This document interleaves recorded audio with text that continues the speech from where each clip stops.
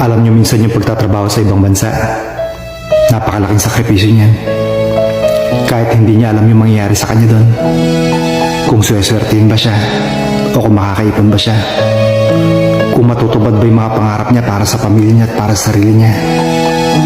Alam nyo, sumugal yan. Pero minsan ang hirap lang tanggapin na mismong pamilya pa ang magiging dahilan ng pagpapakamatay ng isang OFW.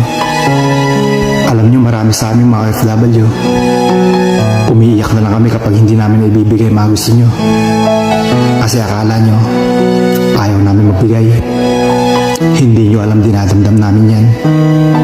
Kapag masama ang loob nyo sa amin, umiiyak na lang kami. Lagi nyong tatandaan, kaming mga OFW walang karamay sa abroad. At kayong mga kamag-anak namin sa Pilipinas, ang nagiging lakas namin para magpatuloy. Sana lagi nyong tatandaan yan.